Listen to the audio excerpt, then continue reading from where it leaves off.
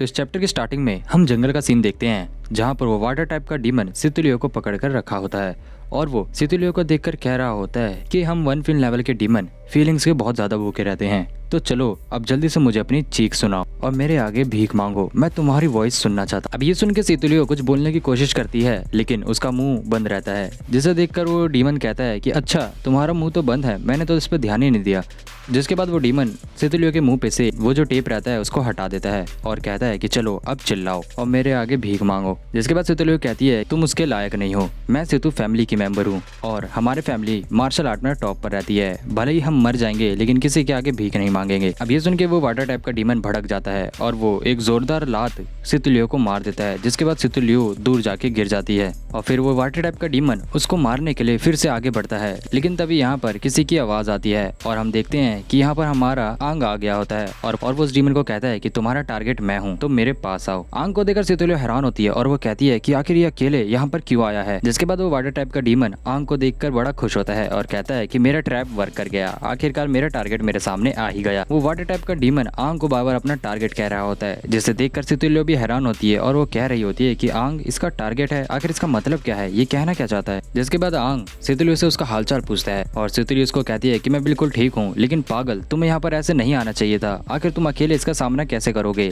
यहाँ से चले जाओ। अब सितुलियो ये बोल ही रही होती है कि वो वाटर टाइप का डीमन सितुलियो की बकबक सुन के फिर से उसे एक जोरदार किक मारता है और कहता है कि थोड़ा चुप बैठो। सितुलियो को मारता हुआ देख आंग बहुत गुस्सा हो जाता है और वो कहता है कि उसको मारना बंद करो, तुम्हारा टारगेट मैं हूँ, तुम मेरे को मारो, उसको छोड़ दो। ये सुनते ही वो डीमन अपनी पावर से बड़ी स्पीड में जाकर आंग के पास खड़ा हो जाता है और वो कहता है कि अब तुम दोनों मरोगे। और वो डीमन जैसे ही कहता है आंग उस पर वार कर देता है, लेकिन वो डीमन उससे बड़े प्यार से डॉज करके उसे जोरदार लात मारता है। जिसके बाद आंग कहता है कि शिट, मैं इसके छोटे से मूव को समझ नहीं पाया, ये बॉडी सेम बहुत ज्यादा वीक है। अब दोस्तों यहाँ पर फाइट के दौरान वो वाटर टाइप का डीमन कह रहा होता है कि सच्ची में तुम्हारी स्मेल तो हम डीमन जैसी है, लेकिन ऐसा क्यों, आखिर तुम हमारी तरह क्यों महक रहे हो। फाइट के दौरान आंग भी कह रहा होता है कि एक वाटर टाइप का डीमन है, मैंने कभी वाटर टाइप डीमन से फाइट नहीं किया, इन 60 सालों के अंदर इन डीमंस में बहुत ज्यादा एवोल्यूशन आ चुका है और तो और मेरी बॉडी इतनी कमजोर है कि मैं इस वाटर टाइप को हरा भी नहीं पा रहा हूँ, क्योंकि मैं इसको फिजिकली बिल्कुल भी हरा नहीं सकता। आंग को फाइट करता हुआ देख यहाँ पर सितुलियो भी हैरान होती है और वो कह रही होती है अगर ये आंग ऐसे ही लड़ता रहा तो उसके साथ साथ तो मैं भी मर जाऊंगी,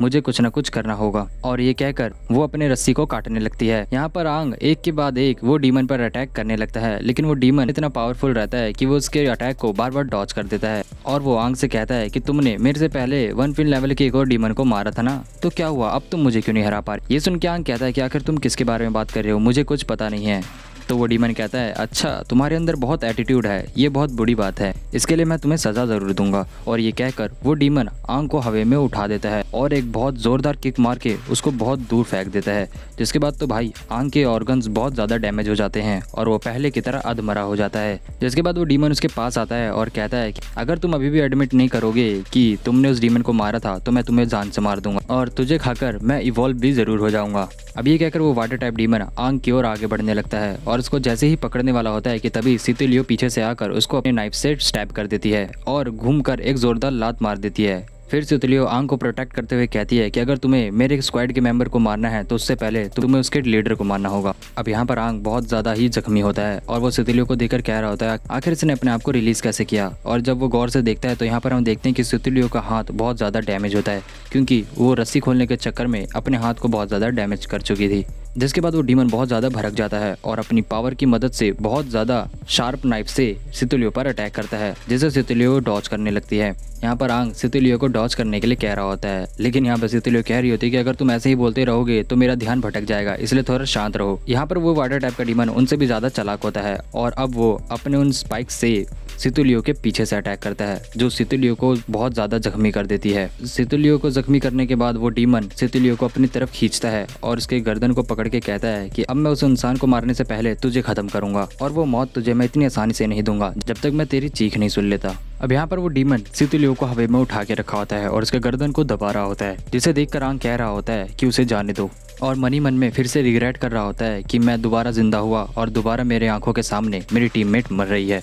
इस नए जन्म के अंदर भी मैं कुछ चेंज नहीं कर पाया। मैं खुद को एक स्ट्रॉन्ग वॉरियर कहता हूँ, लेकिन आखिर में एक लेडी को मेरे को बचाना पड़ा। जब मैं अपने आप को ही नहीं बचा सकता तो मैं दूसरों को क्या बचाऊंगा। अब दोस्तों आंग यहाँ पर इतना सब कुछ कह ही रहा होता है, लेकिन अचानक से हम यहाँ पर देखते हैं उसके अंदर से एक रेड ऑरा बाहर निकलने लगता है और वो चिल्लाते हुए कह रहा होता है कि इस बार मैं पहले की तरह नहीं मरूंगा, मैं कुछ चेंज करके रहूंगा। और ये कहते ही उसके अंदर से बहुत ज्यादा रेड ऑरा निकलने लगता है, जिसे देखकर वो डीमन भी हैरान हो जाता है और तभी वो रेड ऑरा उस डीमन के साइड से निकल कर जाता है। जिसके बाद हम देखते हैं कि पलक झपकते ही आंग उस डीमन के हाथ से सितुलियो को बचा लेता है, जिसे देखकर वो वाटर टाइप का डीमन भी हैरान होता है और वो कहता है इसने मुझ पर अटैक भी नहीं करा, लेकिन तब भी उसने उसको बचा कैसे लिया, आखिर ये इतना स्ट्रॉन्ग ऑरा किसका है। यहाँ पर आंग सितुलियो को देखता है जो बहुत ज्यादा ही जख्मी हो जाती है और वो लगभग मरने की कगार पे पहुंच गई होती है। जिसके बाद आंग उसे कहता है कि तुमने बहुत अच्छा काम किया, अब बाकी काम तुम मुझ पे छोड़ दो। जिसके बाद सितुलियो कहती है कि क्या तुम आंग हो। जिसके बाद दोस्तों हम देखते हैं कि आंग का आधा फेस डीमन की तरह बन चुका होता है और उसके अंदर से कंटिन्यूअसली रेड ऑरा बाहर निकल रहा होता है, जिसको देखकर ये वाटर टाइप डीमन कहता है कि तुम्हारी ये डीमन सेंट और ज्यादा स्ट्रॉन्ग होती जा रही है, आखिर तुम कौन हो।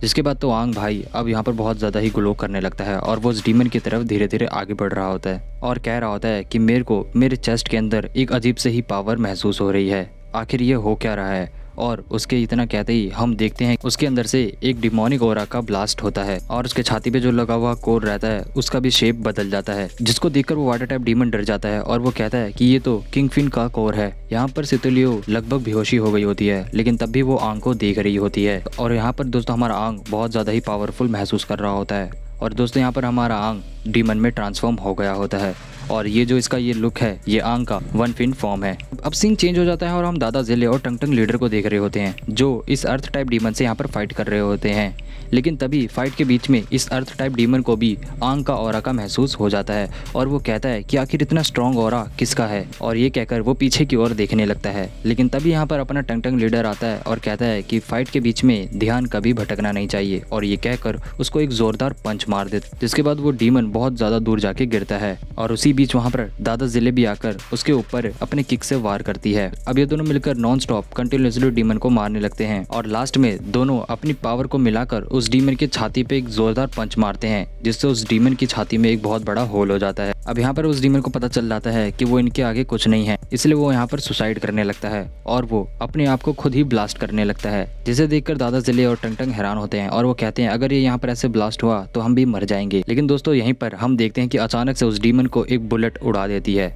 और हम देखते हैं कि यहाँ पर हमारा जोएल लीडर सिटी में से डिफेंसिव वेपन से अटैक कर रहा होता है और उन लोगों की मदद कर रहा होता है। मदद के साथ साथ वो डीमन वेव के साथ भी फाइट कर रहा होता है। फाइट के दौरान ही यहाँ पर जोएल को पता चल जाता है कि इनकी संख्या बहुत ज्यादा है, इसलिए हम अकेले इन डीमंस को हरा नहीं पाएंगे, हमें और वॉरियर्स की मदद चाहिए। जिसके बाद जोएल दादा जिले और टंगटंग लीडर को सिटी में आने के लिए कहते हैं। जिसके बाद दादा जिले टंगटंग लीडर को वापस जाने के लिए कहती है, लेकिन यहाँ पर हमारा टंगटंग लीडर कहता है कि मैं आंग और सितुलियो के बिना वापस नहीं जाऊँगा।